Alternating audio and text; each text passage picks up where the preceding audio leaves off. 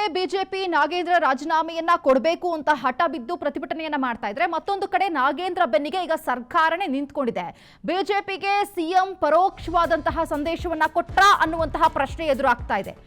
BJP ವಿರೋಧದ ನಡುವೆಯೂ ಕೂಡ ನಾಗೇಂದ್ರಗೆ ಮತ್ತೆ ಹೆಚ್ಚುವರಿ ಜವಾಬ್ದಾರಿಯನ್ನ ಕೊಡ್ತಾ ಇದೆ. ಹೆಚ್ಚುವರಿಯಾಗಿ ಕಲ್ಯಾಣ ಕರ್ನಾಟಕ ಅಭಿವೃದ್ಧಿ ಖಾತೆಯನ್ನ ಡಿಕೆ ಶಿವಕುಮಾರ್ ವಹಿಸಿದ್ದಾರೆ. ಹೆಚ್ಚುವರಿ ಖಾತೆಯನ್ನ ನೀಡಿ ಬಿಜೆಪಿಗೆ ಸಂದೇಶವನ್ನ ರವಾನಿಸಿದ್ರ ಸಿಎಂ ಡಿಕೆ ಶಿವಕುಮಾರ್ ಅನ್ನುವಂತಹ ಪ್ರಶ್ನೆ ಎದುರಾಗ್ತಾ ಇದೆ. ನಾಗೇಂದ್ರ ತಲೆದಂಡ ಆಗ್ರಹಿಸಿ ಸತತವಾದಂತಹ 5 ದಿನಗಳಿಂದ ಬಿಜೆಪಿ ಧರಣಿಯನ್ನ ಮಾಡ್ತಾ ಇದೆ. ಸದನದ ಸಾಕಷ್ಟು ಸಮಯವನ್ನ ತಿಂದು ಹಾಕಿದೆ. ಇದೇ ವಿಚಾರಕ್ಕೆ ಸಂಬಂಧಪಟ್ಟಂತೆ ನಾಗೇಂದ್ರ ತಲೆದಂಡ ಇಲ್ಲ ಎಂಬ ಸಂದೇಶವನ್ನ ರವಾನಿಸಿಬಿಟ್ರ ಹಾಗಾದ್ರೆ ಡಿಕೆ ಶಿವಕುಮಾರ್ ಅನ್ನುವಂತಹ ಪ್ರಶ್ನೆ ಎದುರಾಗ್ತಾ ಇದೆ. ಬಿಜೆಪಿ ಯಾವುದೇ ಕಾರಣಕ್ಕೂ ನಾಗೇಂದ್ರ ಅವರಿಗೆ ಸಚಿವ ಸ್ಥಾನ ಕೊಟ್ಟಿರೋದು ಸರಿ ಇಲ್ಲ, ರಾಜೀನಾಮೆಯನ್ನ ಕೊಡಲೇಬೇಕು ಅಂತ ಹೇಳಿ ಪಟ್ಟು ಹಿಡಿದು ಸದನದ ಒಳಗೂ ಮತ್ತು ಹೊರಗೂ ಪ್ರತಿಭಟನೆಯನ್ನ ಚುರುಕುಗೊಳಿಸುತ್ತಲೇ ಇದೆ. ರೂಪುರೇಷೆಗಳನ್ನ ಕೂಡ ಬದಲಾವಣೆ ಮಾಡಿಕೊಂಡು ರಾಜೀನಾಮೆಯನ್ನ ಕೊಡಬೇಕು ಅಂತ ಹೇಳಿ ಪಟ್ಟು ಹಿಡಿದು ಕೂತಿದೆ.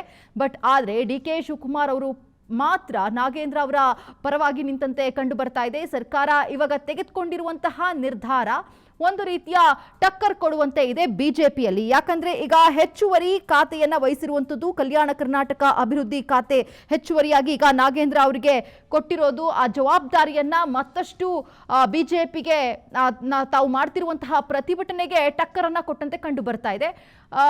5 ದಿನಗಳಿಂದ ನಾವು ಗಮನಿಸ್ತಾ ಇದ್ದೀವಿ, ಸದನದಲ್ಲಿ ಇದೇ ವಿಚಾರ ಸಾಕಷ್ಟು ಸೌಂಡ್ ಅನ್ನ ಮಾಡ್ತಾ ಇರೋದನ್ನ ಗಮನಿಸ್ತಾ ಇದ್ದೀವಿ. ಯಾಕಂದ್ರೆ ನಾಗೇಂದ್ರ ಅವರು ರಾಜೀನಾಮೆಯನ್ನ ಕೊಡಬೇಕು ಅಂತ ಬಿಜೆಪಿ ಹೇಳಿದ್ರೆ, ಆದ್ರೆ ಡಿಕೆ ಶಿವಕುಮಾರ್ ಅವರು ಮಾತ್ರ ನಾನು ಕೂಡ ತಿಹಾರ್ ಜೈಲ್ಗೆ ಹೋಗಿ ಬಂದಿದ್ದೆ, ಹಾಗಂತ ನಾನಿವಾಗ ಸಿಎಂ ಆಗಿಲ್ವಾ ಅನ್ನುವಂತಹ ಸಮರ್ಥನೆಯನ್ನ ಮಾಡಿಕೊಂಡ್ರು. ಮತ್ತೊಂದು ಕಡೆ ನಿಮ್ಮಲ್ಲಿ ಬಿಜೆಪಿಯಲ್ಲಿ ಸಾಕಷ್ಟು ಸಚಿವರುಗಳು ಇದ್ರು, ಶಾಸಕರುಗಳು ಇದ್ರು, ಜೈಲಿಗೆ ಹೋಗಿ ಬಂದಂತವರು, ಅವರು ಅವಾಗ ರಾಜೀನಾಮೆ ಕೊಟ್ಬಿಟ್ರ ಅನ್ನುವಂತಹ ಪ್ರಶ್ನೆಯನ್ನು ಇವತ್ತಿಗೂ ಸ್ಟಿಲ್ ಕೇಸ್ ನಡೀತಾ ಇದೆ ಅನ್ನುವಂತಹ ಮಾತನ್ನ ಕೂಡ ಹೇಳಿದ್ರು. ಒಂದು ಕಡೆ ನಾಗೇಂದ್ರ ಅವರ ಬೆನ್ನಿಗೆ ನಿಂತಂತೆ ಡಿಕೆ ಶಿವಕುಮಾರ್ ಅವರು ಮಾತನಾಡಿರೋದನ್ನ ಗಮನಿಸಿದ್ದೀವಿ.